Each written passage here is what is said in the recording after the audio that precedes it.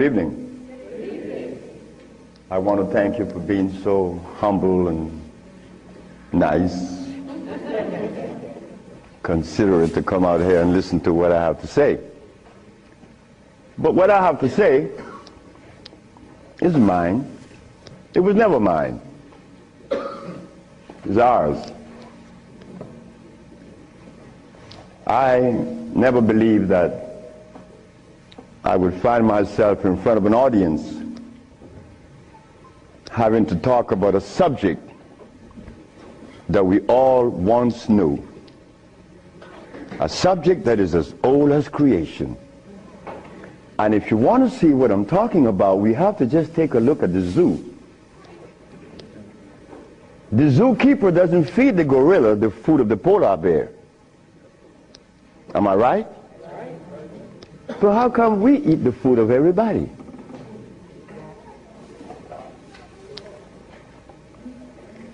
We'll begin this lecture by letting you know, first of all, I'm your brother. No more, no less than you. I can't be smarter than you. That's impossible. We have the same amount of brain cells. So how was I privileged to be navigated to this information? I don't know.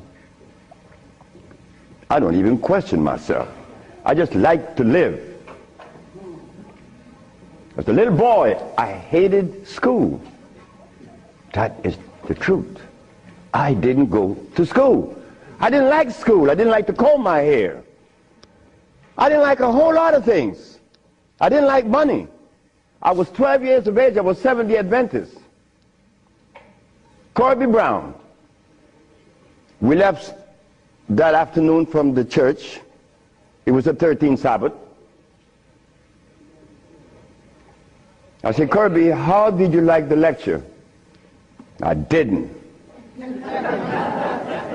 I said, why you didn't, Kirby? Because they talk about Solomon. I want money. I said, Kirby, but when you have wisdom, you have everything. Well, I don't know what wisdom is now, nor then. But I knew that money was not my pursuit.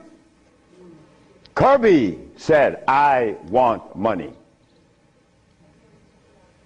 We were 12 years of age, 1945.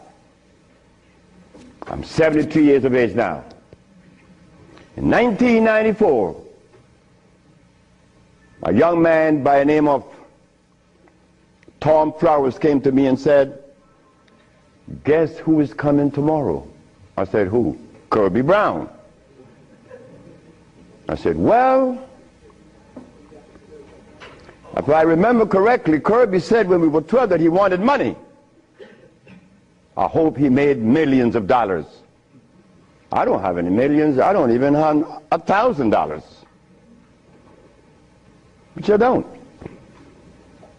But that's okay. I live.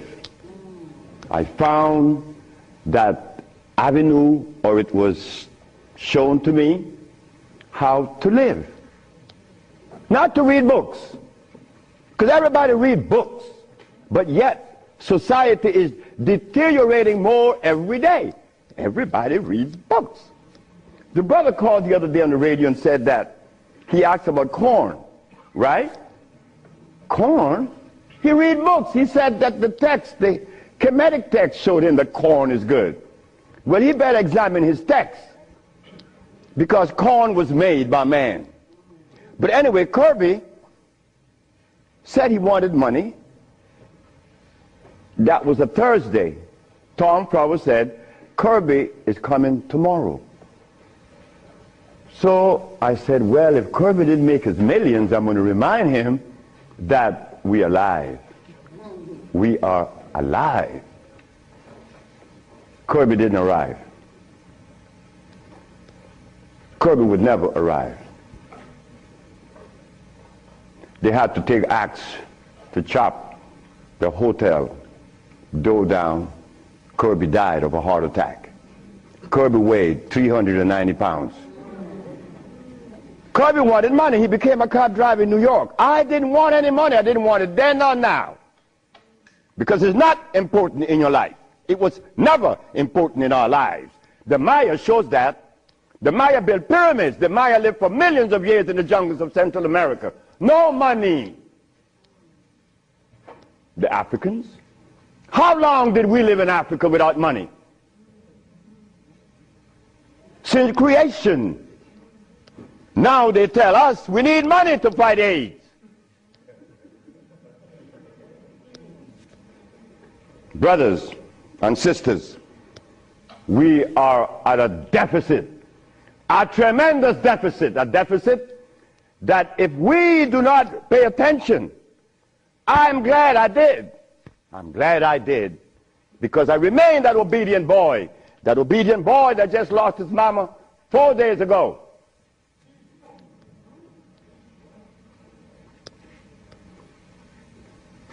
I listen. I listen. But to listen, you can't have a philosophy in your head.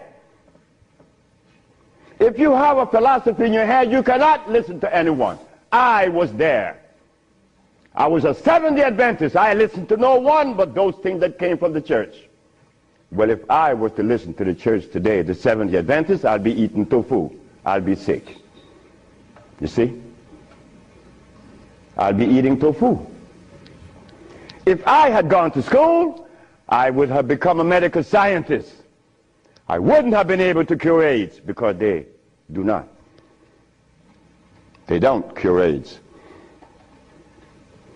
If I had listened to all of the philosophies of Europe, I would have never been able to find the answer to the cure of diseases. But today, I'm going to share with you the African wisdom, the African brain, the African genesis, the African resonance, something that was never taught to us in the schools. Well, why should we expect the school to teach us something that would enhance our growth and save our lives? Why should the school teach you that? When in history has there ever been examples to show that one race of people is indebted to another? That has never been. Then you tell me that the white man is a bigot. The white man was never a bigot. He was never a discriminator. The white man is a person that obeys the first law of nature. Self-preservation is the first law of nature. So the white man, whenever he proceeds to preserve his race, and we sit back and say he's a bigot, it's only because we have lost it and we don't even know how to get ourselves out of this mess. I'm one of them. I'm you standing here. But one day it was to be that your brother would be shown something that would change the profile of things. I left my country, where I was born then. In 1953 to New Orleans, I became a merchant seaman. I was 20 years of age. As a merchant seaman, I became an engineer 5 years later. I'm a steam engineer. Don't ask me how I did that, because that's going to baffle you, because I've never been to school, and I don't read books. I don't read books now, nobody's book. I'm not even going to read my own.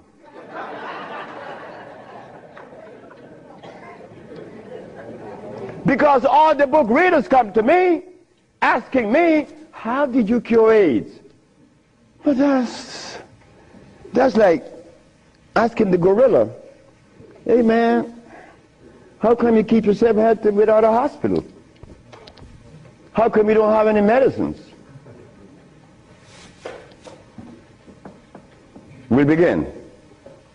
I became a merchant seaman right quick to take you through my life. Left Honduras without going to school, became a merchant seaman, became an engineer, worked for the County of Los Angeles as an engineer. While as an engineer, the County of Los Angeles something is to happen. Something is to change my life completely. First, it was a Mexican. The Mexican said to me, "You're dying." I said, "I know." "How do you know?" "Because I fell out going to the bathroom on Sunday afternoon, and I didn't reach the bathroom. I got up off the floor. Something must have happened between there and the bathroom." But I had gone to the neurologist, the endocrinologist, the jail practitioner in Russia, in England, in Germany, in France, United States.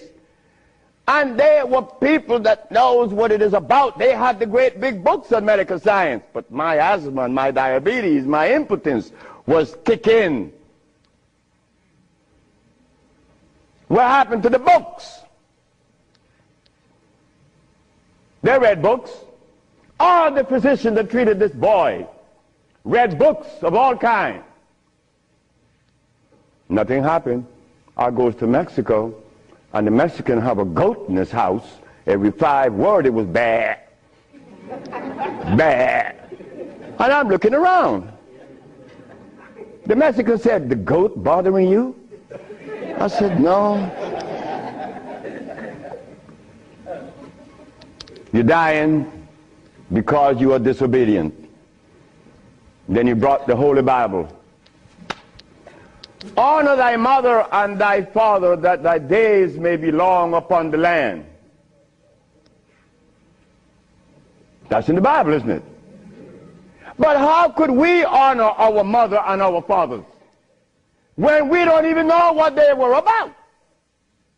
You don't tell that to an elephant, to honor his mother, because when he's born, he follows his mother and watch what his mother eats.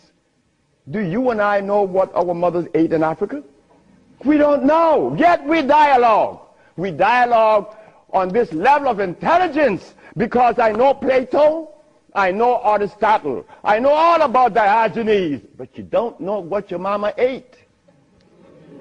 So everything that you talk about means absolutely nothing. So you see where they have us at a deficit? That's why we need each other's. Now, when I became an engineer, the Mexican said, "Stop eating. Don't eat anything." For how long? 3 months. I said, "Are you crazy?" He said, "No, you nuts." You ask me if I'm crazy. You've been eating garbage for 30 years. You've been eating garbage. And I'm going to remove the garbage for 90 days, and you ask me if I'm crazy. What was I eating? Hog maws, chitlin, neck bones, crackling bread, Lorne in New Orleans.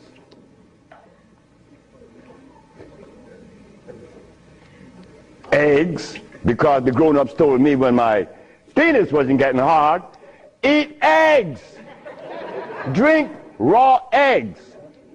And I did, by the dozens. And nothing happened. The Mexican said, "Don't worry about it, don't eat." 90 days later, I was no longer impotent, no longer diabetic, no longer asthmatic, no longer with glasses on my eyes, and this stomach hair was 42.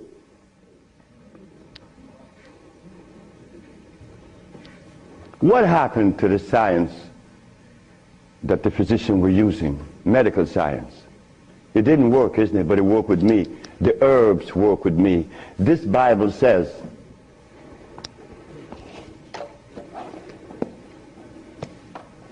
in the book of Revelation, it says 22 verse, and the first chapter, it talks about the herbs for medicine. Am I right? Well, ladies and gentlemen, what could have happened to us that when my brother, who's a preacher for 30 years, was sick, and instead of going to God's medicine, he went to the physician to get a chemical in his arm. My brother died 21 years ago. I'm not a preacher. I would never be a preacher. I told that to my mother. She wanted me to be the preacher. I said, no, no, no, no, no, no.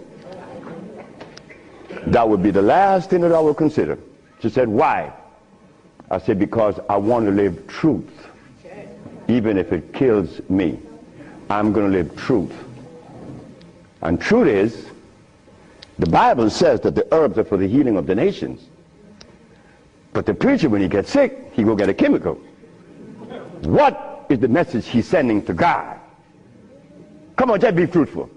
Let us be truthful today. If never again in our life, let us be that today.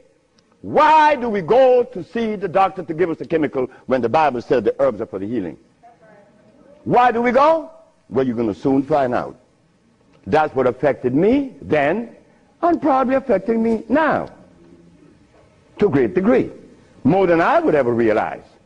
Because remember, I want to go to the blackboard.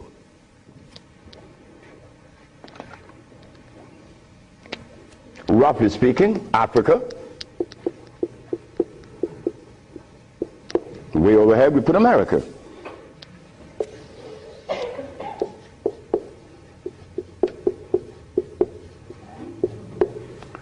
They are 4,500 miles. What happened between here and here? A lot happened. You see, when we were here, without the mathematics, without the ABC, without the sciences, when we were here, we had something to our advantage that we no longer have here. We are blind here. Here we weren't. We were seeing.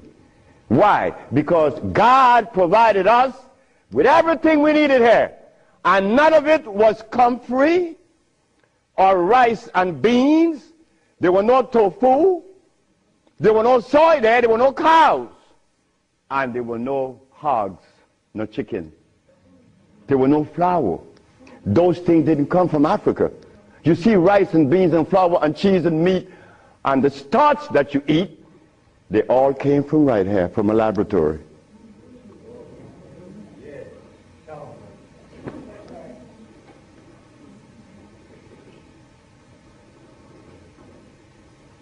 Now, for us to eat, you have to have in your big skull the understanding of biochemistry. But when we were here, we didn't have to know anything about biochemistry. Why? Because God doesn't make poisons.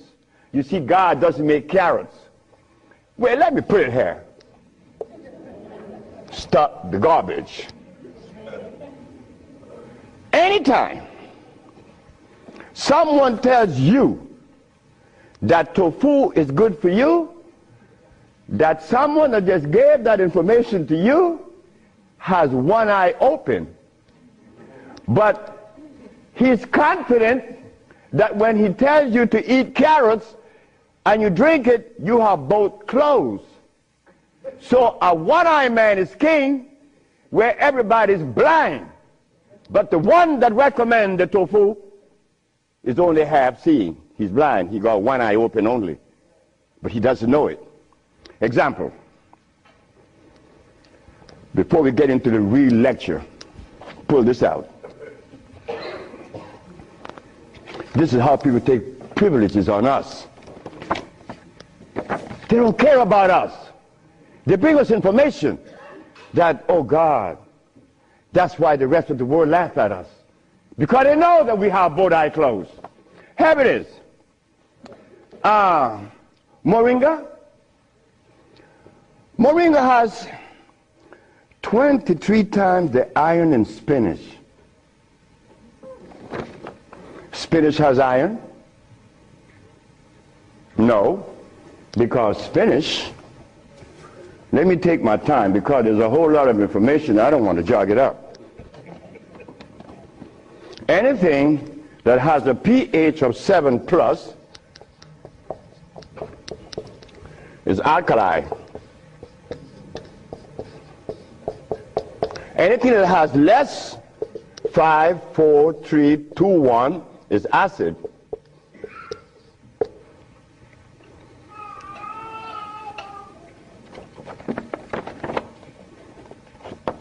Spinach.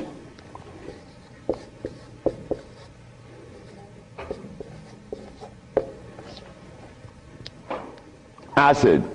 Why compare moringa with spinach? When spinach has a starch base, it has no iron.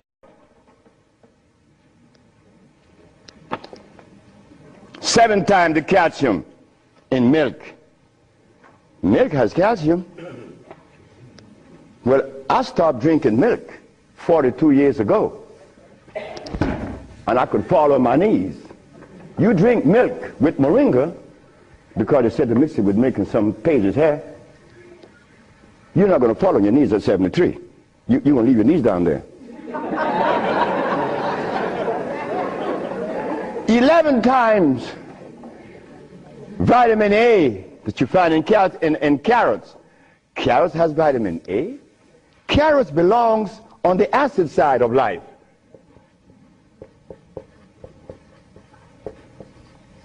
So right there, and they say it to mix with carrot juice. Why would they do that? Then up here, they talk about the Ayurvedic system of medicine recommends moringa. The Ayurvedic is Indian. The Ayurvedic system of medicine recommends cow milk. The Ayurvedic system of medicine has never cured any disease, nor moringa, nor any other system in the world. You know what this is like? When Steven Seagal tells me to come to his house because he had a headache for 5 years. Well, I knew why the headache was in his head. It was removed in less than 10 minutes. He had the bottle and said, "This bottle is powerful." I said, "Yeah, powerful, huh?" He said, "Yeah, the headache is gone." You know, he's a Dalai Lama, right? He wanted me to go to Kathmandu. Kathmandu? I'm going to go to Kathmandu. To do what? Talk to lamas. Lamas for what? What am I going to talk to lamas for? They couldn't cure your headache that you had for 5 years. The lamas need to come and see me, not me, the lama. But since we were compromised, we left all our food in Africa. You and I don't even know what we ate in Africa. So don't even go there. But we have the opportunity because one of your brothers happened not to go to school and look outside of the paradigm of school and found something altogether different. And what did I find? That anything that God made is on the alkali side. Why? The molecular structure is complete. It was made by nature, not man. Anything that God made has no starch. That's another thing. Anything that nature makes has no starch. Anything that man made has to have starch, because starch is a binder. To titrate two unequal chemicals, you have to use a starch. Starch is not a food. Starch is a chemical. And what have we been eating since they took us away from Africa? Starch and blood.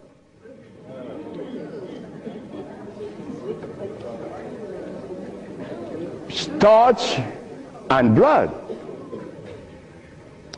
We didn't need blood in Africa. Gorilla doesn't need blood. He eats leaves and berries. But gorillas are sane. They listen to each other, and they have a society well put together. Well, Sibe, when he became the engineer, and he found out that the pH value of things had a lot to do with healing and the properties that's to be used, I was happy. I used to run home. Guess what I found? I found that the herb that everybody's talking about is acid, and everybody's using it. What herb is that? Comfrey. She said, what? I said, yes, it's on the acid side. And so is rose hips, enchirecia. What about golden seal? That's right, golden seal was made. It's like the stick that you put in your mouth. They call what? What they call it? The chew stick. What they call it? Liquid stick. Everybody have liquid stick in the mouth, right? But liquid stick was made. It has 50 times more sugar than does sugar itself. It has glycerinic acid. You see, we didn't have to study biochemistry in Africa because everything we had there was on the alkali side, so we could eat anything. But when they brought us here, you know, put some clothes on now. And after they put the clothes on you, come here, boy. You got to get in front of this classroom. You have to learn this ABC stuff. But hold it now. Gorillas doesn't take their cubs to be trained by polar bears. Gorillas train her own cubs. The gorilla way. But no. You and I, our parents couldn't do better. They had to take us to the school because they wanted to save us, you know, protect us, because that's mother. Mother doesn't want child to suffer. So mother was shown that if child didn't go to school, they'd be illiterate, and the society is made up where you must go to school if you want to buy a Mercedes. But in our society, school, what you mean by school? We don't have such animal. We build things. And those who've been to school can't even build the pyramids today. Not in Honduras, not to mention the pyramids in Mexico. They're 4 times the size of the pyramids in Egypt. Oh yes. I know Ben joking, I didn't talk about that. But that's okay. Because he need help like I need help. We all need help. So the school that we thought was going to be so equitable, so useful, has become a deterrent. Because those that have been to school doesn't cure anything. How did I learn and I didn't go to school? Easy. You know, we baby-aged kids, we don't die. Right? We do it. I'm not wiser than you. I may be more mischievous than you. I know that because I do some mischievousness that you would not believe. But anyway, as an engineer, I went to work one night and I began to test herbs. And I begin to see that all the herbs that you guys are using are acid, every single last one of them, except for burdock, yellow dock. They're natural herbs. And the other one, which is the red clover, that's a natural herb. You know, they're alkali. They're very good. So I begin by compounding herb from all over the world. And lo and behold, a blind man was killed named Mr. Fredericks. Then the Japanese, Fred Takashita's wife, was killed of endometriosis. She had a baby. She was never supposed to have a baby. It's a white lady from Utah. My boss brought his daughter and his brother with ulcers. They were cured. The boss came to me one afternoon and said, "So you're going to leave me?" I said, "Yep." He said, "You're going to leave me? On your resume, you said that you didn't go to school. And the only reason why I hired you is that I was curious to find out how could a man have an engineer license, never been to school. I wanted you to fail. But instead, you did something that is extraordinary. Are all black people like you?" I say, "Brett Howell," his name is Brett Howell. "Are all black people like me?" I say, "I'm the dumbest." "Yes, they're all like me and more powerful than me." "Well, how come they're not doing what you're doing? You killed the blind man. You killed my daughter of ulcers. Could they do that?" I said, "They could do it better than me. But why aren't they doing it? Because they're afraid of you." I'm not afraid of God. I'm not afraid of the devil. I'm not afraid of anything, especially you. Because I don't live in fear. So I say, "Brett Howell, the black man of America is afraid of you white people because you guys made him afraid of you. And you should not feel good about that. It's not about me hating white people, loving black or hating black. It's about understanding. Nobody's going to help us but us. Nobody in this world, whether white, black, Chinese, or Arab, could help us it's impossible for them to help us. Why? Because they don't know us. They don't have our genetic predisposition. Look, as a Christian, I used to eat pork. Of course I eat pork, and I love it.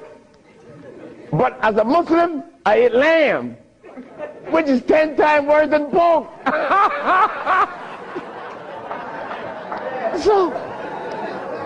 So what do I do? Who do I turn to? So after I quit my job, the boss said, wait just a minute, because I think you're crazy. You're leaving your job as a steam engineer in 1980, when herbs in 1980, I'm making $2,900 a month. I'm going to leave my job with 10 years seniority to come after some herb that you didn't like. Why did I do this? I had to do it. It wasn't that I could see that far. I can't see beyond my nose. Talk about years ahead. But I had to quit my job. And I had to question myself, why am I doing this? But I did.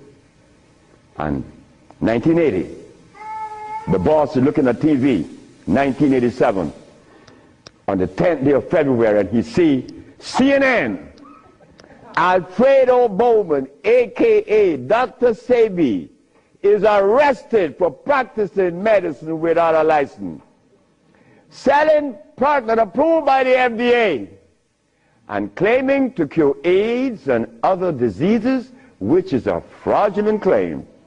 The boss saw that. The boss' wife is in the bathroom because he told me the story himself. He called her out, come and see the man that's arrested. If he says he cure AIDS, I know he cure AIDS, because Bret Howard knew that I would never compromise myself to a lie. When I talk, I know what I said is the truth, but I also know that in America, you could also be dead right.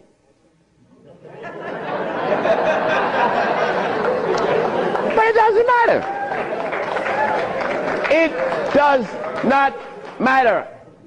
I'm 73 already. They kill me tomorrow, it's all over with. I rather reach 73. My brother, who was a preacher, he only got to 50. But I stuck with you, the black woman.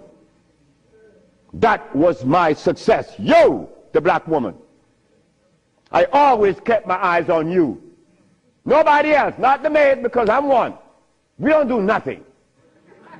We can't do anything. We need you. Because it is you that held the hand. It is you that breastfed us. My mother breastfed me for only 4 years. But that was sufficient.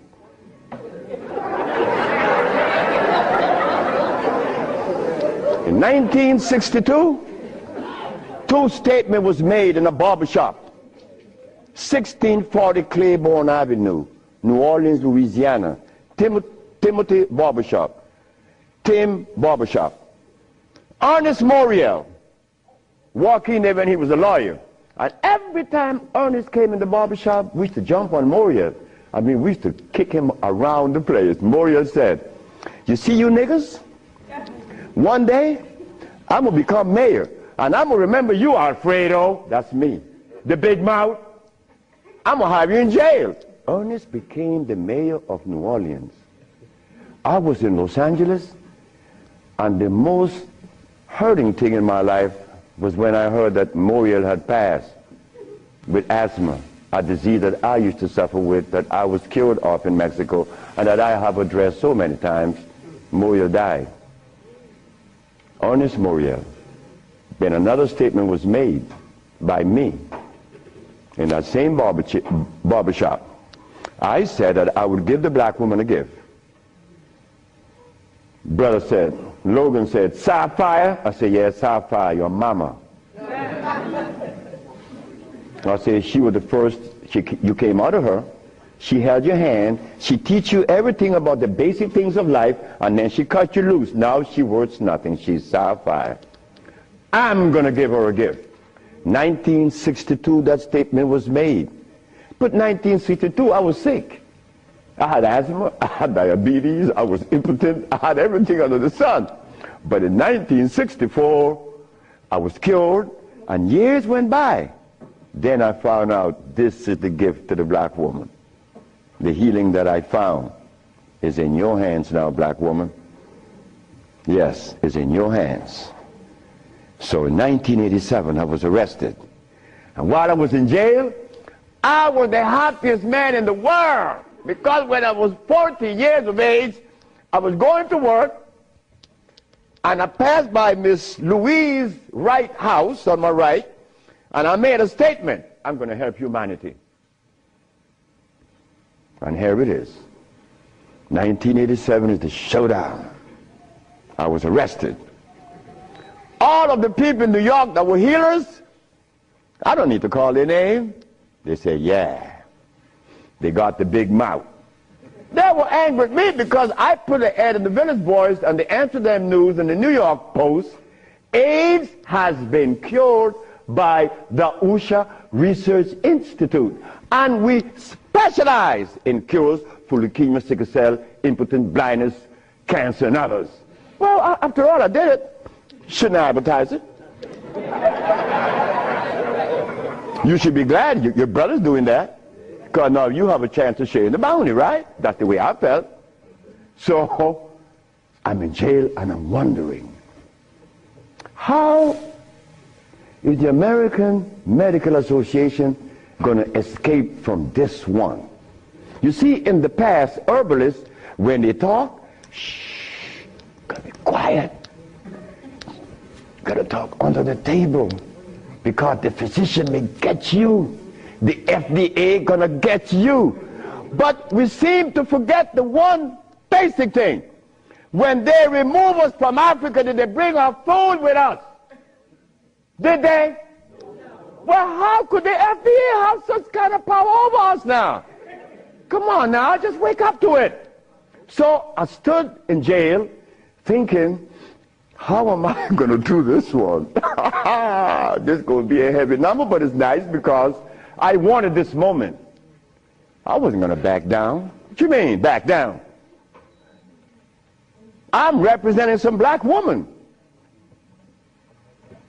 I never had a father. I never had a man in my confines to tell me something. No, I never had a stepdaddy. I had a woman. And then another woman, my grandmother. My great-great-grandmother lived to 124. Her name was Elizabeth. And she lived 70 years without a man. My great-grandmother lived 112. She lived 68 years without a man. My grandmother died at 100. And she lived 50 years without a man. My mother died 5 days ago. And she racked up 40. My mother died while I was coming to see you. I didn't turn back. You know why? The relationship with me and my mother was one of love. And she would have never wanted me to be there. My brother told my mother when I was about 10 years ago, he told her, yeah, you didn't like me. You didn't give me any love. You didn't give Fred any love either. That's me. So my mother said, what you say? You gave all your love to the pastor, not to Fred and me. My mother said, like, Fred, are you in on that? I said, ma'am, this boy was talking garbage. See, he told me he's serious. I'm never serious. I don't know what it is to be serious. I hear men talk about seriousness. Well, I don't know what you do with that. But my mama said, raise your hand up and open your fingers.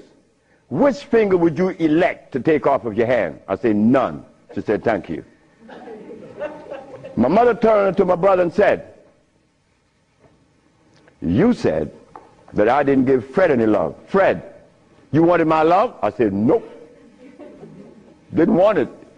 I didn't need it. Because my mother knew if my mother ever interfered in my life, I've been upset. I was in the streets by the river all the time. My mother knows, all mother knows the child that needs her love, her attention. But she loves all. But she knows the one that needs the attention. I didn't want my mother attention.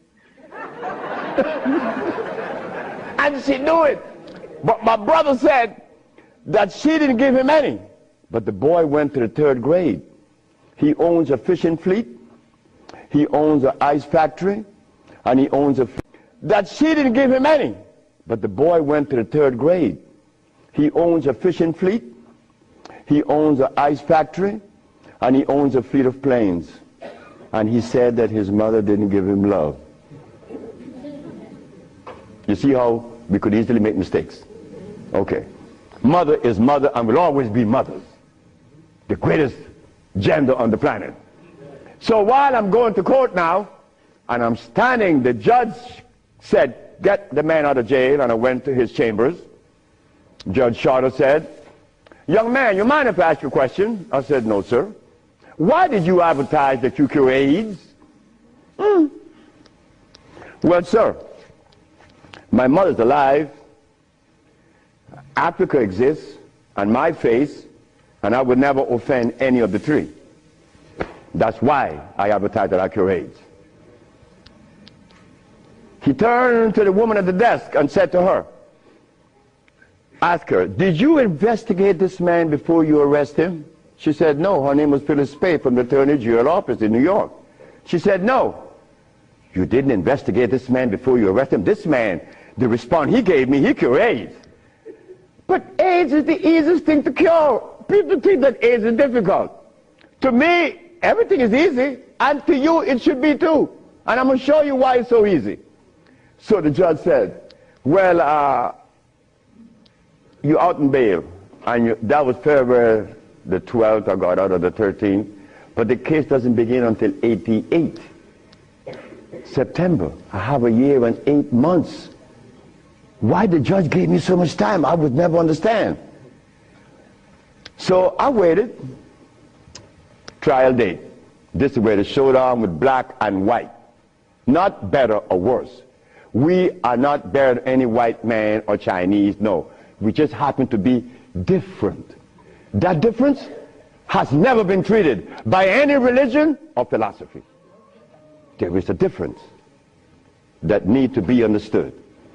So while I went into court, the judge said, well, Dr. Sibe, will you please begin? Where do I begin? Begin where you say you cure AIDS and the physicians say there's no cure. The physicians are 100% right. There is no cure for AIDS or any other disease. The judge said, just a minute. There's a contradiction here. The newspaper says that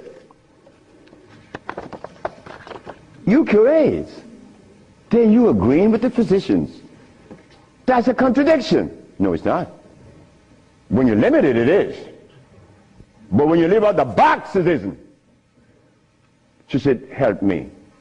She said, of course. The physician take the position that there is no cure for AIDS or any other disease, and the physician are 100% right, according to their philosophy and their perspective. Their medicine didn't show them a cure. So how could they say that there is a cure? But the perspective that prepared me, there is cure for AIDS and every other disease. Oh my God, when I said that, the physician jumped up. Your Honor, Dr. Victor Herbert said, Your Honor, what other perspective could there be? After all, you know, this patent on us, the FDA has a patent on us. You cannot talk. The FDA talk, you shut up. Oh yeah? Well, I'm going to find out. So, the judge said, what perspective is yours? Dr. Victor Herbert, Dr. Bonanno, and Dr. Christopher said, how could there be another? I said, there is another, Your Honor. And what is the other? The African bioelectric cell food. I've never heard of such a thing. That's what the physician said. He have never heard of the African bioelectric cell food. I said, of course. But we have to remind the good physician that he have not heard of a whole lot of other things. But that doesn't deny the existence of the African biomineral electric cell food. What is it? Okay. The allopathic claim that there are multiple diseases. The African biomineral balance negate that position. There's only one disease, never been two. The allopathic claim that to treat the multiple disease you must use a chemical, which is violating God. Right? The African biobalance said no. It's a nutritional approach, electric food. Your Honor, I told you that this man was insane and unscientific. He said there's only one disease, but there's only one. Remember, I'm the boy that didn't go to school. I'm going to break things down to the least common denominator. When I was a steam engineer, I found out that in a machine, thermodynamics I'm talking about, or an automobile, the only thing that could cause this machine to go bad is what? Short circuit, obstruction, overheating. The same thing with the human body. So what did I do? I put compounds together that would cleanse the human body of what? Of mucus. In so doing, AIDS, sickle cell, lupus, herpes, blindness. But it sounds too simple, right? Well, that's not my fault. They have complex things, and then they deal with the complexity. And boy, that's a job. But with us, on our journey from Africa to America, it was easy because the slave master had a ship and brought us over. But getting back to Africa, we get confounded. We can't go back now. We don't know how to go back. We better not even go back. Because when I tried to go back, this is what I did. My first trip with a passport was to Kenya. So I went to Kenya and they said, where your passport? I said, I have no passport. I said, I was taken away 500 years ago. I'm back.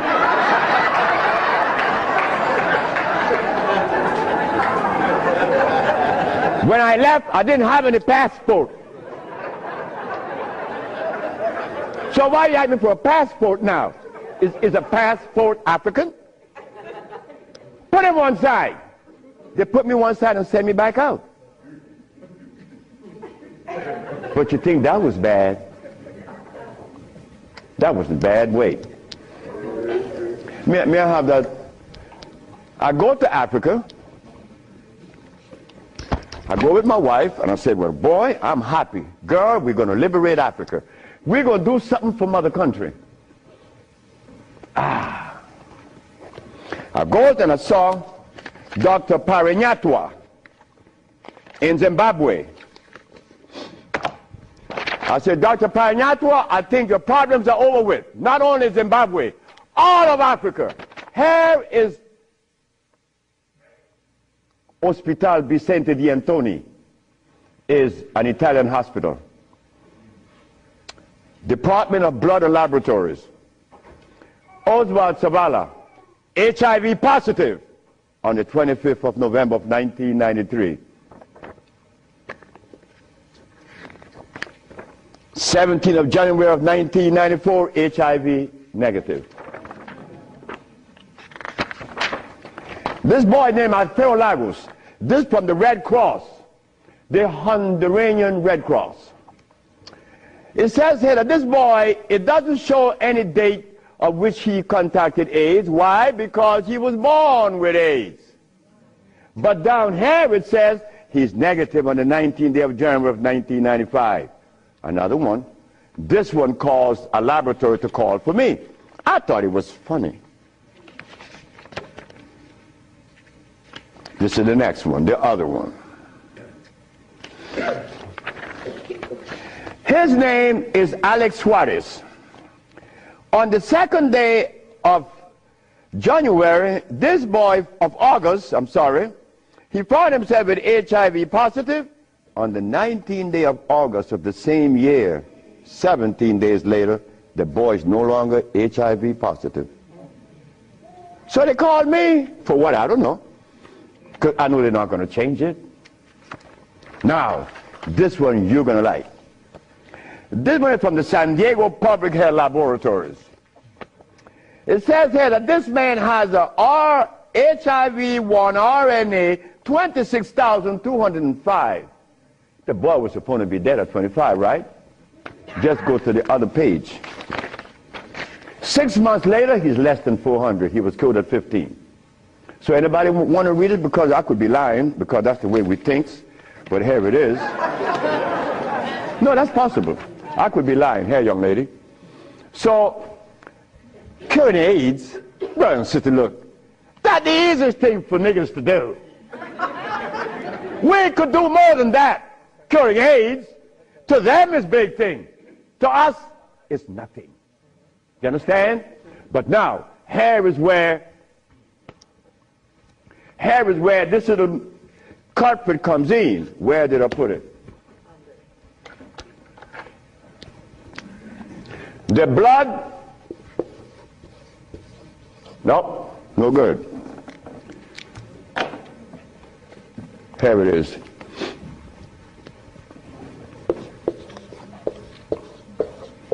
Blood and starch.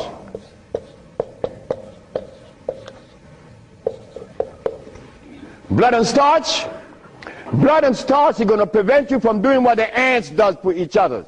Ants, when it's getting ready to rain, you know what they do? All the black ants, they begin to do what? Cut the leaves and take them to their little nests. Ants doesn't eat leaves. They eat the mycelia that grows on the leaves with the temperature. They are farmers, but they provide when it rains. Red ants does the same. But we black people, we can't do that.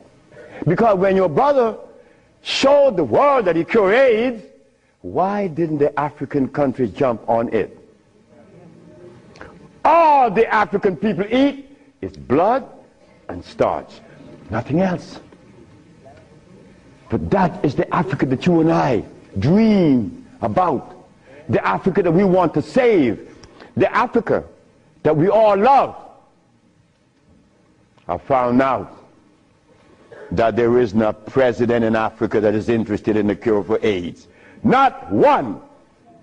No, I'm sorry. Only one.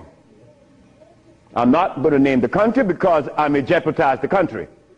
Because the one thing I learned, that when you begin to talk favorable about a country or individual, they're going to soon get him. That is a fact.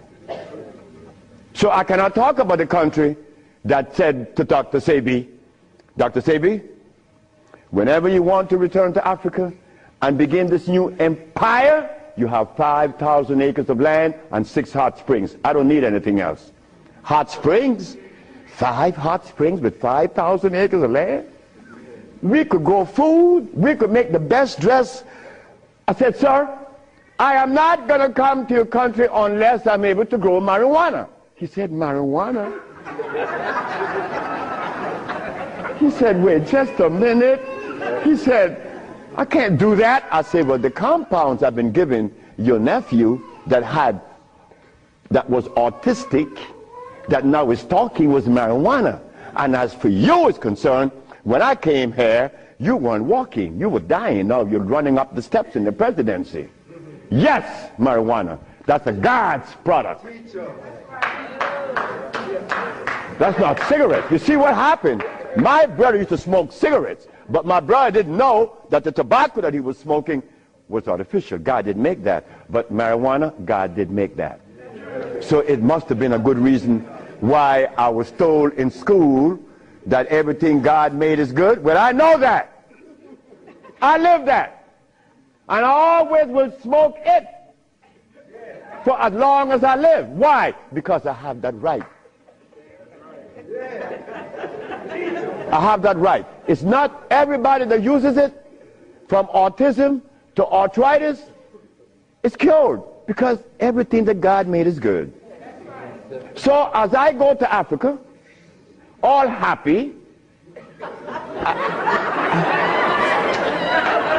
I came back with my tail between my legs, because ain't happening. It ain't gonna happen. They're not interested in that. But the one thing I noticed today and yesterday, and you may have heard it, President Clinton and Sanjay Gupta, they found the end of AIDS. How could they find the end of AIDS when they have not found the end of diabetes, the end for sickle cell, the end for any disease? But they're going to tell us that they're going to bypass these lesser diseases and jump on the major one, and they got the cure for it.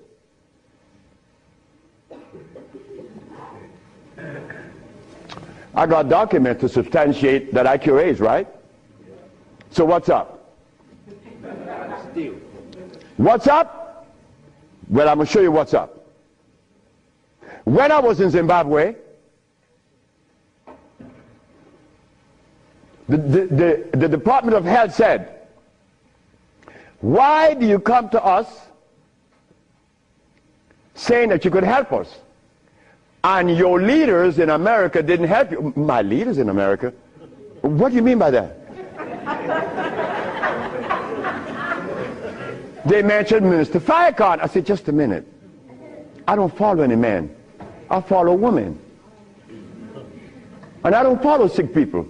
Because if I follow sick people, then I got to be sicker. I go to Brazil.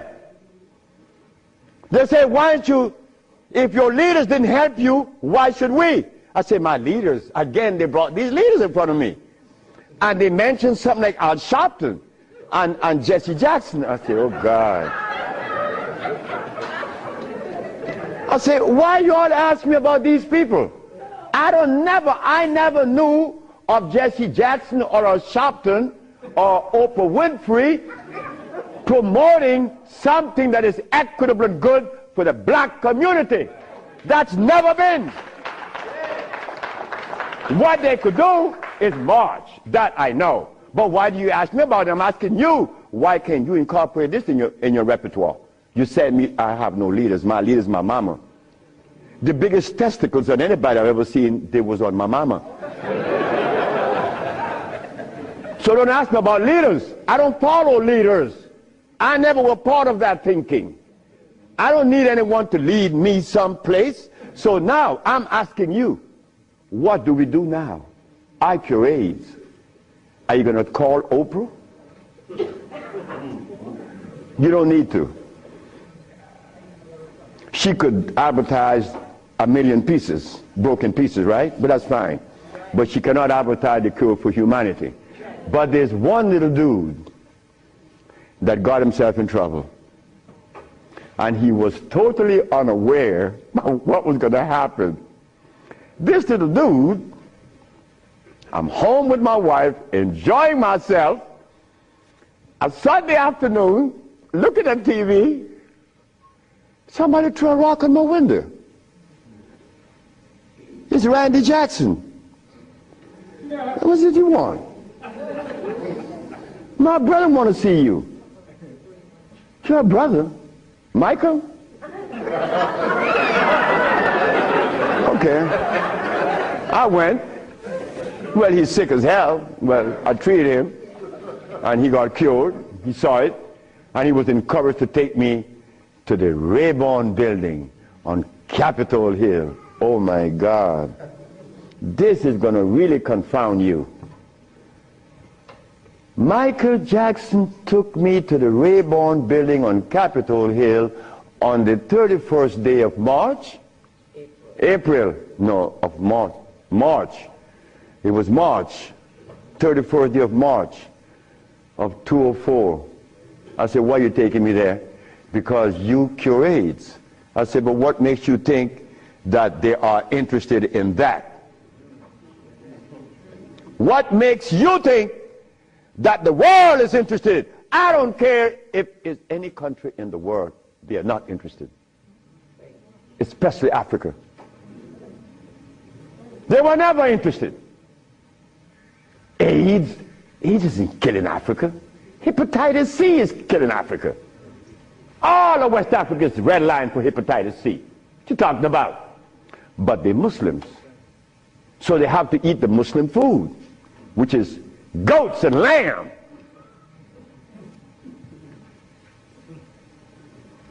Go tell them that the Arabs pay food, which is goats and lamb.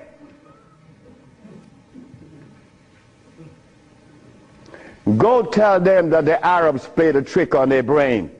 You cannot do that. Me, I remain the son of the jungle woman. The jungle woman that didn't have any clothes on. Yeah, I am her son. I stuck with her and she liberated me. You have to hear this. One morning, I woke up and I heard the music that was playing. You know how you turn your radio on and you're sleeping, but the music on the radio would influence you, and you dream that you're seeing the artist that's playing, right? You ever had that happen to you? This morning, I'm listening to John Coltrane. 4 o'clock in the morning on channel 850 on the TV.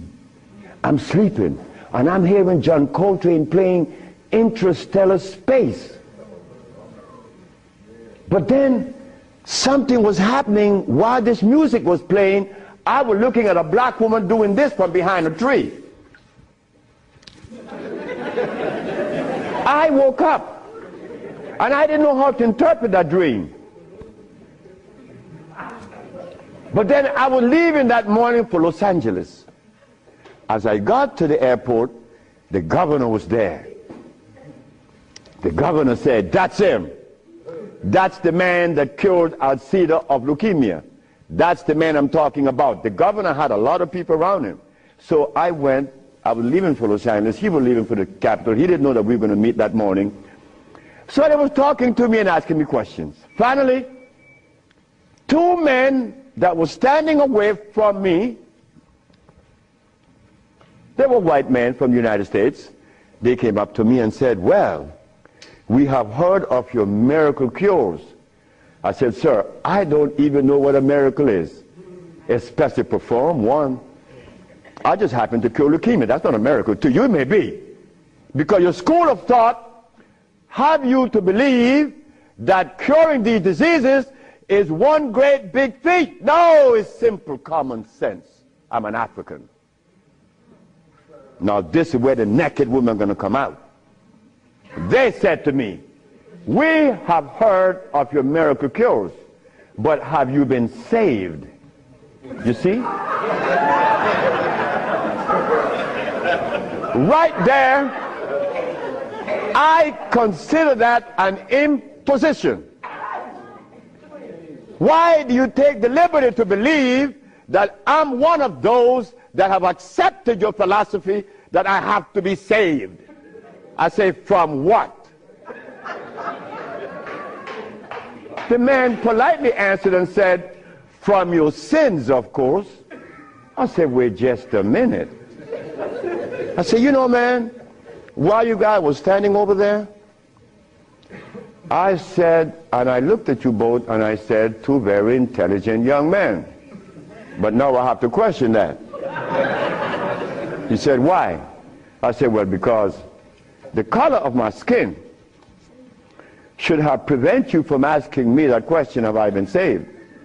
He said, "What does the color of your skin have to do with anything?" I say, "It has to do with everything. I am the son of a woman that was taken away from the forest of Africa. To begin with, she didn't have any clothes on. But she didn't have any alcohol. And she didn't have any prostitution. And she didn't have any supermarkets. And she didn't have a hospital. And she didn't need anything that God didn't make. And she didn't have any money. So all these things constitute sin. So my mother in the jungles was sinless. How did I become sinful?" You cut it out. You stop that. We have to begin to change our diet, because this diet here of blood and starch is all we eat. That is all we eat. And then with this diet of blood and starch, which confounds their hormonal structure, we have the nerve to tell each other's brother, you were wrong. I'm wrong? I mean, where did you get that from, I'm wrong? You've been eating blood and starch, and you're going to tell me I'm wrong. No. We got to stop it. Because the blood and starch is why I couldn't penetrate Africa. So, you forgot, right? I'm in the Rayborn building. Who is present? Sheila Jackson Lee from Texas, right? John Conyers, Illinois. Or Detroit? Jesse Jackson Jr. from the House of Appropriation. Our most beloved President Bush. No, we have to give him credit. And no African government ever given me the privilege to practice herbology. Bush did. Bush appropriated $5 billion to fight AIDS in Africa, right? And the African government didn't appropriate one dime. They didn't want their brother to do it for free. So Bush stands out way above there. Bush gave $5 billion, and Jesse Jackson Jr. is there. So when I go to the podium and I say, fellas, y'all don't have to look for the cure of AIDS anymore. Here it is. Jesse Jackson Jr. did this.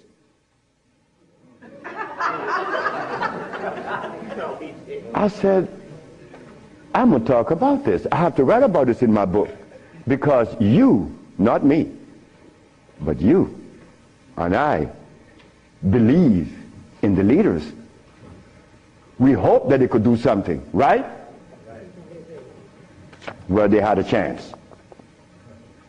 So 17 African ambassadors, only one came to me from Mali. The only man came to me and said, Dr. Sibe, I have to respect your position, and I appreciate your position. You have proven that you cure AIDS, and I would like for you to go to Mali. But that's not the country I was talking about previously. He just presented himself that day. But Jesse Jackson Jr. didn't tell you that I cure AIDS, right? He didn't tell his daddy either, isn't it? And Miss Sheila Jackson Lee didn't talk about it, right? And so did John Conyers. So who gives a damn? You see? But that's good. That's good. We don't need leaders, isn't it? So we're going to do it. Because we're doing it now. Because those black women I'm talking about, there's one sitting there. They are going to tell the world we cure AIDS. But last night, Clinton and Sanjay Gupta is on CNN talking about the end of AIDS. How about the end of sickle cell? How about the end of lupus? How about the end of herpes? How about the end of blindness? They didn't find those, but they find the end of AIDS. How is that possible? Are we going to buy that too? Are we going to let them continue to say that there is no cure for AIDS when your brother is curing it? So we are guilty. We are the one that's guilty, not the leaders, because they're sick. All the leaders are sick. You can look at them and tell they're sick. So we have to forget about the leaders, right? So which animal in the forest follows a male? None, right? They all follow females. So how did we begin to follow males? I mean, that was the most, look, the one thing I wanted in my life was a woman laying by me as my significant other or my wife, that she didn't have a God or a devil in her brain. That woman is sitting there. Because I could not have a woman laying by me and she worshiping something else. I mean nothing to her. No, you worship you. That's who you worship. That's who we worship in the forest. And we were doing quite well because none of us, her children, could talk about how long did our parents live in the forest of Africa. You don't know. For millions of years since creation. Did we have money? We live a perpetual vacation.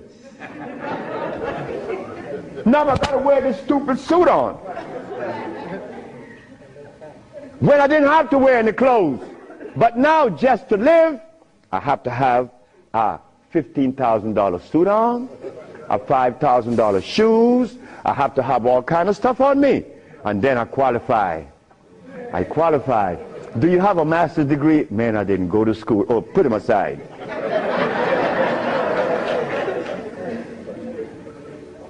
So in essence, there's no one on this planet that is interested in the cure for any disease. None of the leaders, none of those who were talking, they are not interested. It was simple. It was understanding that is alkalinity that cures, not acidity. And any healer that comes to you with these things, like adding carrots, like moringa, it says here, one of the things that I are careful with, it says here, if you add carrot juice with it, it's going to help you. But just a minute, carrot was made by some dude in Holland. It's very acid. So this moringa knows that you have both eyes closed, so I could sell you anything. We don't want that anymore. We don't want to tell stories anymore. We don't want to protect the stories anymore. But you see what happened? When you have been healing or call yourself a healer for 20 or 30 years using comfrey and rose hips and recommending tofu, and someone comes on the set and says that you may not be quite right, man, you get off there. You begin to get crazy. You begin to go crazy in that person because you have invested 30 years and people know you, and now you can't turn back and say, I was wrong. Well, I was wrong. And it was one little lady, 94 years of age, named Mrs. Holloman. I was along with the rest of the healers. I was reading these books by Jethro Kloss, Alma Hutchins, Indian Herbology of North America, Myers, Christopher, also this other named Shooks. And they all have calcium in it, so I had to believe that, right? And I went to Mrs. Holloman. I said, Mrs. Holloman, you got to drink carrot juice. She said, sit down, boy. I think you're crazy. I think you're out of your mind. I'm 94 years of age. I don't wear glasses. I don't need you to come and tell me to drink carrot juice because I know that carrot is a poison. I was in Rattan, the island of Rattan, and a woman was listening to me talk, and she asked me, what is the best breakfast in the morning? I said, I don't know. She said, a glass of hot water. I know she was right. The sister was right. So in essence, all of the hoopla about AIDS was just noise. We've been curing AIDS since 1984. Why didn't you know about it? The media didn't let you hear it, right? Jesse Jackson Jr. didn't talk about it, right? Well, I think in the book I have to mention his name because this is what's happening. They're lying to us. And we have to stop it. We have the cure for every disease in the world. We, the black race, is responsible. Not the white, not the Chinese, not the Arab. The Arab need help. They need help now. All Arabs need help. Because there's no way in the world where you find the highest incidence of eye problem like Arabia. Because they eat lamb. But could you go and tell an Arab to stop eating his lamb? It's like going to tell someone that uses cocaine, stop. Then you're crazy. Like going to Africa and tell a Maasai, hey Maasai, You only live 47 years, man, and you're going to die because you're eating raw blood and starch. He's going to chop your head off. And he should. Then we go to Guinea, and my wife came to me running. She said, the young man in there with his wife, he's 19. And she's complaining he's impotent. At 19, she said, yes. My wife came with it. What happened? We asked the boy, what does he eat? He eats cassava. Cassava?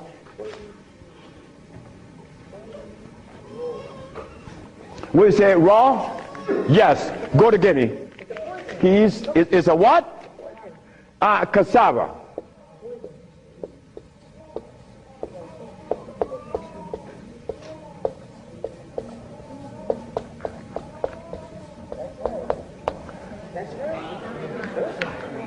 I want you to go to any African country and tell them, no, just ask them, please, why do you eat cassava? Oh, this is African. This is from history. Hey, African, I know you've been bamboozled too, because cassava is not a product of nature, nor of Africa. Cassava is a starch that needs the aid of a man to grow it. Cassava cannot grow by itself, and it has cyanide. But the cyanide has already affected the brain. He cannot think for himself. It's like talking to a Haitian or a Brazilian. In fact, the only country that I have ever visited that have people dark like me, but nobody in Brazil is black. Brazil.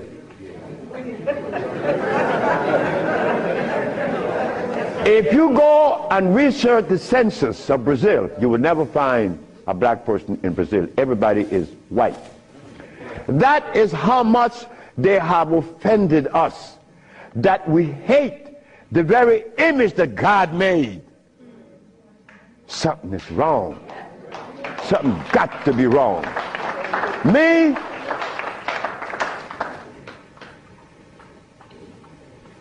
I was a very good Christian, and a very good Muslim, a very good Buddha. And I wanted to join the, well, I don't want to mention it, but anyway, I was a good everything. But what I found, that they were feeding me the wrong food, and I had to deny all of them because they feed us garbage. There isn't a religion in the world that have fed the black race in America or anywhere in the world the food that is consistent with their cellular predisposition. So if you, my religion, is feeding me the wrong food, then what is the message you are sending? It's like putting gasoline in a diesel car. You would not get to South Philly. No, you're not. It's not going to run right. But we eating starch and blood, and we want a dialogue. Dialogue based on what? I mean, come on now. We are the remnants of what world? Let us try to bring it back. We can't challenge each other's. The only thing we have to offer each other's now is love. But to get to that point, a sister told me the other day, because I made a statement in the church, a brave woman stood up and asked me, Dr. Sibe, what have you learned from the entity that you are forwarding to us now? What have you learned from it? I learned to kiss everybody's butt. And I meant that. It came out that way in the church. Well, I had to give it that way, because that is the way it came to my brain. I kiss everybody's butt. It's easy. You see, it makes it easy. When you start kicking it, somebody's going to do something to you. And when you start kissing it, they reward you. So this sister came to me, and she was very smart. She said, do you literally? I said, drop your panties.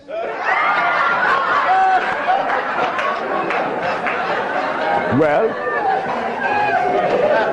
I came out of a woman's vagina, I could kiss her rear end. That's easy, isn't it? Is it easy?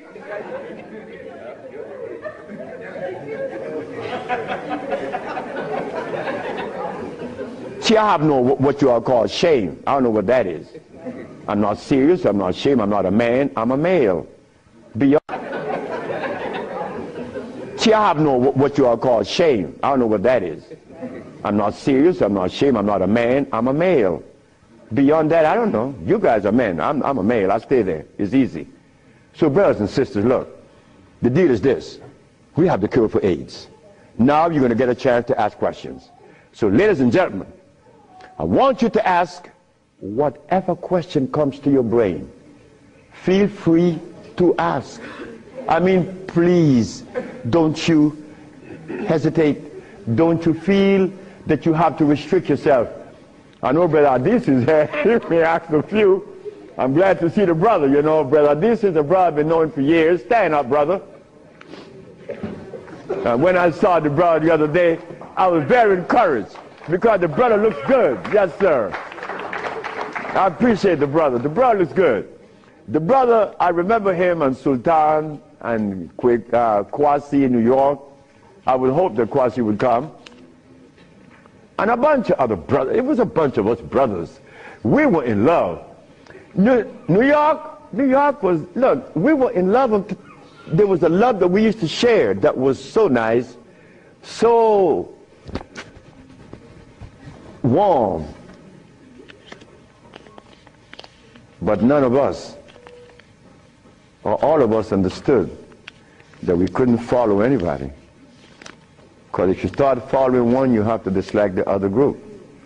But I'm a black man, I have to love everybody. I have to love Muslims, I have to love Buddhists, I have to love Christians. So if I have to love everybody, then I'm going to make it easy. I ain't joining nobody. Because I have to love everybody anyway. So it makes it easy. So now we go to the question. The sister and then you, another, yes. Good afternoon. Is it necessary to circumcise the male child? Again, sit down. The sister asked, is it necessary to circumcise the boy, the male child? Well, who started that? European. Who? My last little girl was born. I said, you're not, I told her mother, if this child is born and I'm not here, you will not cut the navel string. Okay? You understand? Listen to me now, Fanny. You will not cut this baby navel string. Okay? And I'm going to tell you how to do it. When the baby is born, you put the baby on your chest and let the baby suck your breast. The placenta is going to come right out. You put the placenta in a bowl and put some flowers on it. Keep the navel string attached to the baby until the placenta. 4 days later, it falls off the baby. You throw away everything. No cutting, no stress. No, it isn't necessary to circumcise, because I was never circumcised. It was you. Next. I've been treated by you before and was very successful with it. But I'm a backslider and I want to know, what is the cure for AIDS so I can get back on track? She said that I treated her before and that she was cured, but something happened. I don't know. She wanted to get back on track. And the next question about how do I cure AIDS? Well, I have a daughter now that's 21, and she's the key to beautiful things. She's the daughter of this woman. Her mother hated me, and with all rights. The woman was right. Oh God, she was right. I have 2 wives in the same house, and this woman is in love with me. Oh God, this nigga is crazy. He's a Solomon. Nigga, look, you are a jive, MF. Her mother cursed me out. She cursed me out, and I'm standing looking at Miss Margaret, and I could see the hurt in her eyes, because this woman is in love with this man that already have 2 wives in the same house. Boy, what do I do? And I find myself in this triangle here and don't know how I got in it. But years went by. No, she got a baby, she got pregnant, they kick her out of the house. But that's okay. She had the baby, little girl, Sibe. Sibe grew up. Sibe was 19. She cured her mother, her grandmother, of diabetes.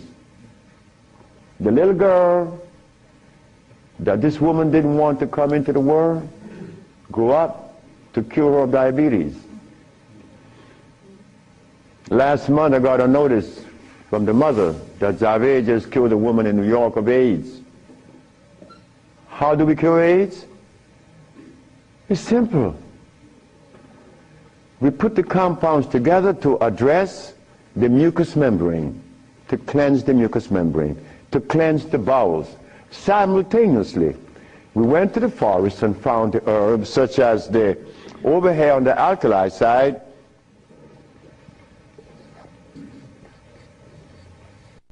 sarsaparilla is an herb that has the highest concentrate of iron.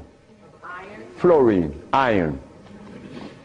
Guaco, that is a plant that has, I thought I had a stick with me because I'm always chewing on it. This is guaco.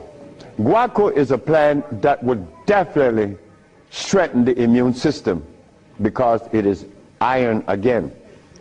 But it has potassium iodide. No, potassium phosphate, not iodide. Iodide comes from the ocean. Kankansa, that's an African plant. Kankansa is an African plant. This plant has one of the highest concentrate of what? Potassium phosphate. Those are just few of the plants. We use about 40 some odd plants to cleanse the body, strengthen the immune system, and electrify the system, because you want to electrify the body. That's how simple we cure AIDS. We cure AIDS. We don't treat AIDS. This thing here says that Moringa said, and they keep repeating it, that they uses it with the belief that it's going to cure. They think, oh no, we got to stop talking like that. We cure. That's how we got to start talking. If you don't cure, get out of the way. Because you're lying to people. Next question. The brother. Peace and blessing. I'm really enjoying your lecture, and my question is, when you see a client, what's your thought process? When I see a client, my thought process, I already know what the brother needs. Like the Mexican knew what I needed. The Mexican said, you're dying because you have disobeyed. Unconsciously you disobeyed. So when a brother comes to me, I already know what the brother needs. I don't need to go into a whole bunch of scientific jargons and intimidating the brother by putting light in his eyes, iridology. I don't do that. I don't do anything. I just give you what I know you need. People come to me for compounds from Japan. She killed a woman in Japan named Kaoto Kita in Kobe. She never seen a woman. She was in hospice already. With cancer of what? The lungs. There you go. Cancer of the lungs in hospice. She never seen the woman. In a month time, she's vacationing in Hawaii. Okay, there you got it. Yes. Her than you. Yes, the sister.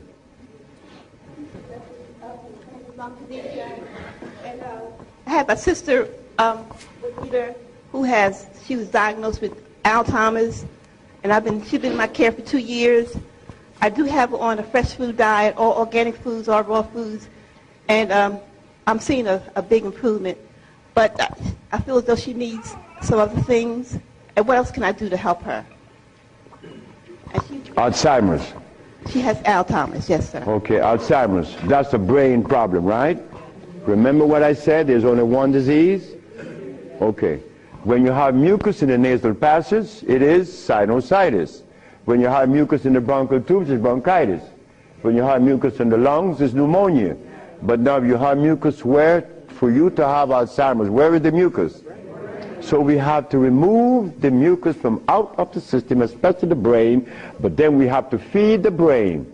That's where biochemistry comes into play. the brain. Like if the sister was suffering with rickets, that's bones, right? So we have to address calcium. If she had leukemia, it would be blood, that's iron. But now she has Alzheimer's.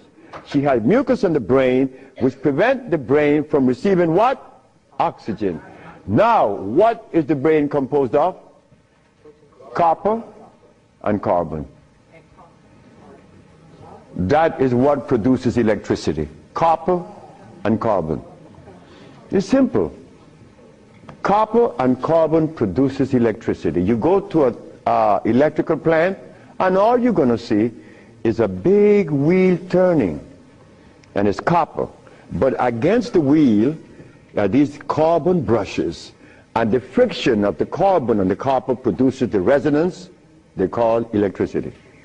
Electricity is not fire, it is vibration. But when you short circuit it, it's become fire. So yes, we do have, but she must go to Honduras. What is her age approximately? What? Oh, she's young. She's young. She's very young. She could go to Honduras, and it would be fast. Why Honduras? Like sister went to Honduras with her husband, Linda, Richie, and her husband. She will see the improvement in days. Like the woman went down with a goiter. Like the brother went down there with his stiff leg, and in 3 days he was running up the hill. And he could not believe it. Like, this is where a name comes to mind. And I want you all to remember this, because this is a woman that we all love and we all respect. A brother was taken to Honduras, to the village. You see, the thermal waters in the village has a pH of 8.9. One of the highest attainable pH in waters is found in Honduras and in Africa. Thermal waters, that is. The little boy named Shelby, he has AIDS. He has Kaposi sarcoma. All the black spots on his body. The boy went to the thermal bath 1 day, 2 days, 3 days, 4 days. The boy came out of the bathroom screaming. The black spots were gone. His mother and my wife Ma'a were very close friends. Ma'a told Malakia, take Shelby to Honduras. On the 4th day, he's doing good. How long is Shelby going to stay there? 1 month. I said, 1 month, he's killed. On the 4th day, the soul disappeared, right? On the 10th day, he tell his mama, I want my passport. She said, for what? I want to go back to Los Angeles. Dr. Sibe says that you have to stay here a month. He said, bitch, did you hear me? That is what we, mothers and fathers, get from our children today because of those hamburgers. It wasn't Shelby's fault. It wasn't that child's fault. That child went back to Los Angeles and began to use crack and died about 2 months later. But Malakia is telling the sister that you all know very well about the incident. Present was Oprah Winfrey, and she said, she was telling the story to her aunt, which is Maya Angelou. Well, I'm nobody. I'm nobody anywhere in the world. I just happen to cure AIDS, but that means absolutely nothing. My son told me I messed up. I should have been a boxer in cracking people's jaws. I get millions of dollars. But the crack jaw come to you and they pay you pennies. So you are nobody, daddy. In this world of today, curing AIDS or any disease means absolutely nothing. I am not a famous person. I'm insignificant. So Miss Oprah Winfrey said, well, if he's that good, how come I haven't heard of him? Well,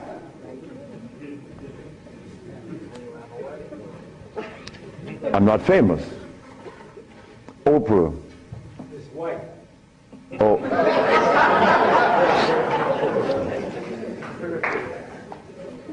My book would be out in July.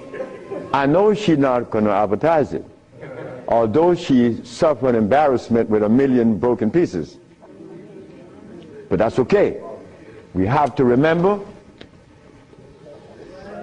the blood and starch. So when you go home, you remember the blood and starch, because that prevents you from liking you, from loving yourself. Because I was there. I was there. Did I want to blow my brains out once? Yes, I did. Well, why was that? I was stressed. I was eating blood and starch. But when the Mexican came and said I was wrong, I listened. And here I am, 42 years later. Do you see the benefits of this? A Mexican came to rescue me, to rescue you. So we cannot. But wait, the other part of it is Africa. There isn't an African country that I could go and practice herbology. But why did Bush, who all of us think, or most of us think the man is bad, how come I could practice herbology in the United States? You got power over him. That's why. I don't have any power. No, I don't. Because I don't even know what power is. I just know what's mine. That's all. I know what's mine and what's yours, what's ours. So what's ours, when the Supreme Court said, the FDA said, you are not supposed to sell these products. Exhibit A. The FDA said, what? That I'm not supposed to sell my products? Well, maybe the FDA knows the food that is consistent with the African cellular predisposition. Because when they removed us from Africa, they didn't bring our food with us. Maybe the FDA knows about these foods. Could you tell us, please, Mr. FDA? But when the FDA talks, we get scared. Scared of what? They're not God. You understand me? No, I don't have any power over nobody. I don't want that. If you know what I like to do, you would know I don't want any power. the brother in the back. Hepatitis C. Yes, sir. Mr. Charles Fisher. Who is Charles Fisher? He was the manager for LL Cool J. That was my second case of hepatitis C. Yes. What is hepatitis C? The liver has been stressed. Right. Beyond. Hepatitis C is nothing. Maria Elena from San Pedro had cancer of the liver. Her mother and her aunt bought the black dress to bury her. The doctor sent her home to die. Maria Elena's sister saw a newspaper with me in it. She said, hey, there's a nigger down there in Jutiapa that got a big mouth that says he could do a bunch of stuff. And she came. 2 years have gone by. Maria Elena is healthier than her sister. Yes. What is hepatitis C? It's when the liver has got so toxic and loaded with what? With poison. Blood and starch. So we clean it, clean the body. Because you have to clean the intestines. You have to clean the liver. You have to clean the blood. Because all of these have been affected. Yes, brother, we have cured many of hepatitis C. So what herbs would you use, doctor? It's not an herb. It's a therapy. Therapy? It's a therapy that we have. Okay. I was so encouraged to, what's that, interferon. Interferon? Yeah, I was encouraged to be... Brother, interferon is something that's been on the set for 25 years, and I have been curing AIDS and sickle cell and lupus, herpes, blindness, and paralysis. Interferon doesn't do that. Interferon is a chemical that is derived from the penis of a brother. You know that, right? You know it. Yeah. That's not even right. Come on, the Bible says the Bible said the herbs are for the healing of the nation. The Bible isn't saying about chemicals. Right? Okay. So now, we could tell the world, yes, we object. Oh, one more thing. One more thing is very important. Many of you have insurance companies, right? Insurances. And on that sheet, it says that they do not honor anyone that isn't an accredited physician. Meaning that you are compelled to go to see a physician to give you his chemicals. But now, they are telling you that they are God. And that you have no other recourse. Well, let me tell you something. Yes, they have to honor us. Because we have the only compound in the world that is consistent with our cellular predisposition. Nobody else. Can you give us some foods that are alkaline? Food that are alkaline. We could begin with mushrooms. We could begin with mushrooms, quinoa, quinoa, quinoa, quinoa amaranth,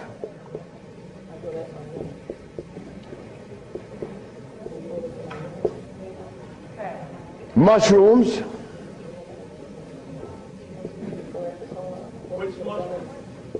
portobello, crimini, also oyster mushrooms. Many people are of the opinion that oyster mushrooms or mushrooms are fungus. What is a fungus? A fungus is something that grows on you and eats things up. Mushrooms are the product of mycelia. This is a network that nourishes. I have cured many diseases, psychological problems, with the Stropharia cubensis. So let me tell you something. Mushrooms are very good. They're high in potassium. Yes. And then the next, wait.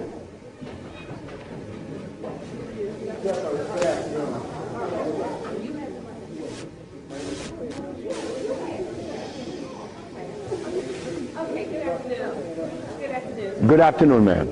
I know The blood and the starches, two of the things you said that we should get rid of. I'm working really hard. I've gotten rid of the blood. I'm having a hard time with the starch. I just needed an idea of some things too. To substitute. Yeah, substitute. Well, and one more question, water.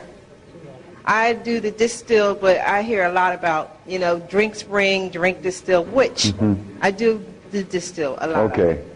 About the starches, you could eat quinoa or amaranth. And also spelt. You could buy the spelt pasta. Spelt.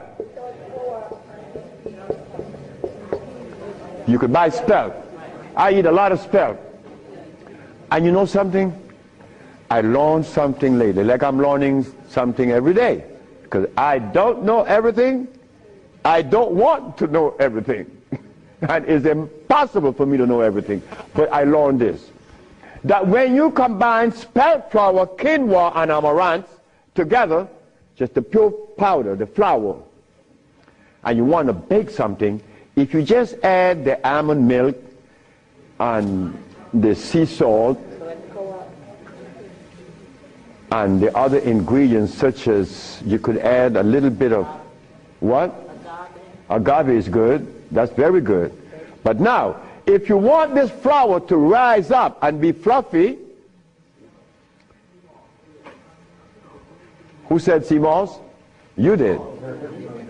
You cook the sea moss to a jelly, and you take about 2 tablespoons, and you put the cooked sea moss in the batter, along with the almond milk and the rest of the ingredient, and that stuff becomes fluffy. I said, this is a natural yeast. And someone hit me to that, which was Gary, right? Gary Ricketts worked with me for many years, and he still works with me. And he put that together. He made a waffle. Oh my God! I used to go to Gary's house Sunday morning just to eat his waffle. But his waffle was sweet because he used to put the maple syrup in it in the batter. And then he make the waffle. You didn't have to put any maple syrup on it after that. It was delicious. And in the morning, okay, just let me go quick through all. Peace, Dr. Sibe. I wanted to know if you accepted practicums, internships. What's that? Internships, like practicums, to come and learn. Well, I came from Honduras, You come from Honduras? No, I want to practice. I want to know if I could have an internship. Study with me. Oh, if you want to... I know you say black woman is key. So Oh, as a student? Yes. Well, that is what we're working on now, because the woman took over the whole thing, my daughters and the women that associated with them. And they would like many more sisters to join in, because I'm out of here. I want to go sit down by the river and smoke my dope. Well, can I get your information? What's that? Can I get your information? So wait, the sisters, give her your number, because she's the one that's in charge of that, and I'm quite sure that she's going to consider you. Okay. Wait, the brother is deciding. Hi. Thank you for coming. Yes. What I want to, my name is Justine, and what I want to know is, how do you get rid of fear? How to get rid of fear? Yes, fear. Ha ha! There ain't a nigga in the world as scared as me. And you want me to tell you how to get rid of fear. But you know something about fear? Fear.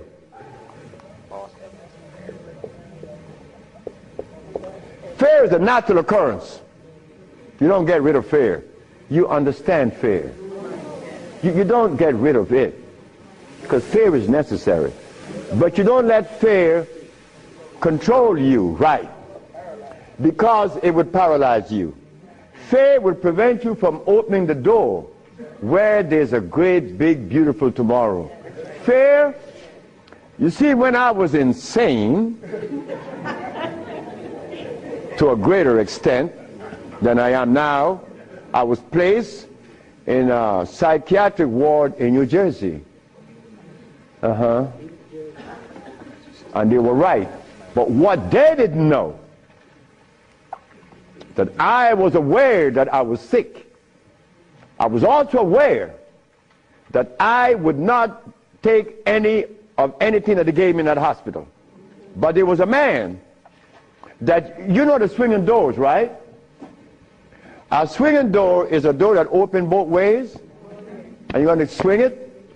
And every time he came to his door to go inside his room, he used to stand there. Yeah. Oh, and he could never open that door.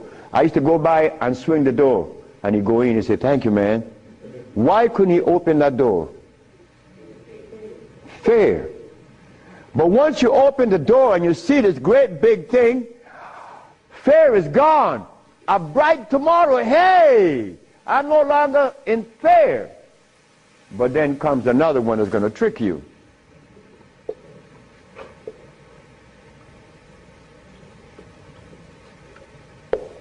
What that surety? Is E? All right. Surety. Surety make you do this. Yeah, I'm bad now, but there could be a quicksand there, and you're gone. So you learn that when you conquer fear, then you walk, but you test carefully. And if you conquer surety, then you go into the other one. And this one I'm going to really trick you. Power. Power gives you a freedom to execute, but not to violate. Because if you violate, even though you're in power, they will kill you. They did that to Nicolae Ceausescu, right? In Czechoslovakia. Because Nicolae Ceausescu wanted everyone to stop eating meat. Because he knew. But you don't change people overnight. They killed the man. Because he imposed some other laws on them that were cruel. He used to kill them too. So power has to be understood, not to be misused. Then if you survive power, then you get the last one that's going to get you.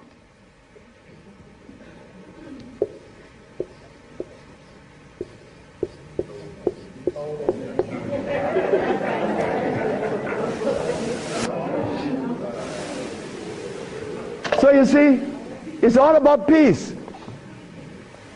I'm happy that I'm 73 years of age and that I'm happy, but I have to thank the Mexican. But when I go around my brother 73, are you all right? I say, Marcel, that's the only one alive now. My age. I say, you asking me if I'm all right? No, man, I'm not all right. He's coughing. He got these back pains and stuff. And I say, you could do better than that, because you're only 72. I'm a year older than him. But he can't see beyond where he's at. And I shouldn't expect for him to make such a leap, because I didn't do it that way either. Because even after the Mexican had stopped me from eating the stuff, I went back cheating with some chicken. And one day I went by Brother Bill Stenner's, the Golden Bird. You all know the Golden Bird in LA, right? You remember that? And I bought some Golden Bird chicken. I ran home, and I look out the window, nobody's coming. and take it outside and spray the house, because they had these 4 black women. They were nosy. These black women were nosy. They always come up. What you have? You open the refrigerator, looking all around. They must have seen something in me. But these 4 black women were the one that stopped me from lying. Stop eating that chicken, the last thing. But here I am. And I'm happy to say that here I am. Because I want all my brothers to say, here I am, at 80 or 90. Because the man that healed me was 94, and he had 2 wives in Mexico. He was healthy, wore no glasses, and he was always laughing. He said, look, before you leave, remember this. Never you socialize with people that are serious. Serious people are sick. Because there's no reason to be serious. Because I cure AIDS and diabetes, I've proven that. And I'm not serious. I'm your brother. I want to pray with you. I pray with my wife all the time. I don't have no time to this other stuff. If this other stuff comes in, then something is wrong. Next question. Hi, Dr. Sibe. My question is, as a woman, how do you cure high blood pressure and rapid hair loss? High blood pressure and what?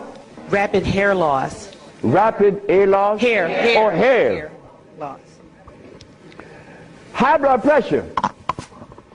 High blood pressure is easy. Just stop eating. Where we have the product to remove the pressure immediately. People go down to Honduras, and in less than 3 days, the pressure's down. The man just came from Caymans. That's right, Caymans. Grand Caymans. He came down with high blood pressure, diabetes, and impotent. A young brother, 52. 3 days later, man, my pressure is down. Dr. Sibe, my pressure is down. I say, yes, I know that. What's the problem there? Why are you so amazed? 5 days later, my sugar is gone. I don't have no more sugar. And then, on the 10th day, he come with his girlfriend telling me. I like to see that.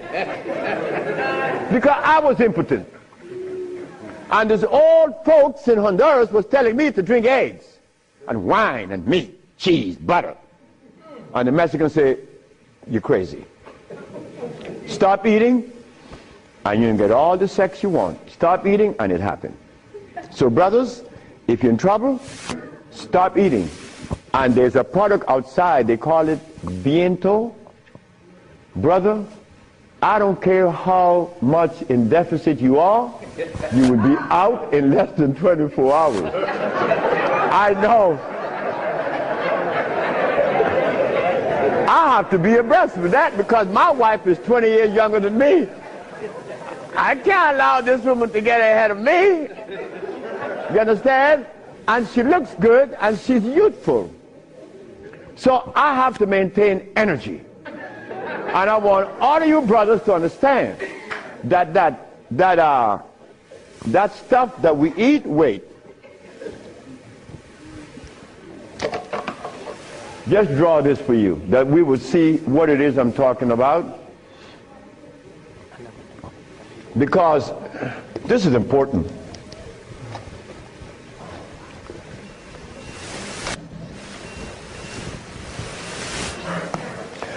I recorded a man from the age of 15. I saw his life because I was a curious boy. Remember, I'm the boy that didn't go to school. So I was looking at things that the schoolboy wasn't looking at or seeing. This man named Brindley, he was in his 20s. I was 21, he was 25, 4 years older than me. And he was the dude, a woman's man. But when I was in my 40s and I went back to Honduras, Brindley was 46, I was 41. And Brindley was like, yeah, man. Yeah. Yeah. His wife gone. She's a seamstress. She's gone a long time. But when he was young, he had every woman in the world. I said, Brindley, what happened? Man, you know, I'm old now. I said, hey, nigga, you're 46. I'm 41. There again, what is old? What is old? Old is when you get to my age. 73, nigga, you old. Sure, I'm old. If I had a big belly on me and I wore these glasses and I was hooked up to a machine, and no woman want an old sick man beside her. So brothers, look, stop eating blood. Because when you get to my age, you want to be healthy. You want to be playing with her, right? Sure you do. Why not? She's your companion. You want to play and laugh with this woman. Brindley couldn't. Why? You see, this stuff right here.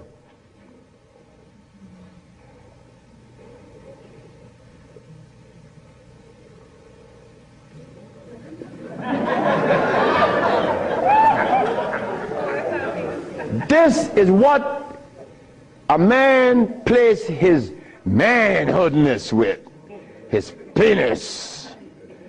Yeah, I'm a man.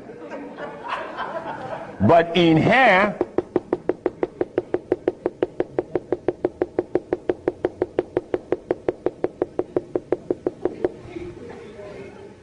to keep this penis erected, these little orifices, they call veins and the rest, has to be opened for the blood to flow, or else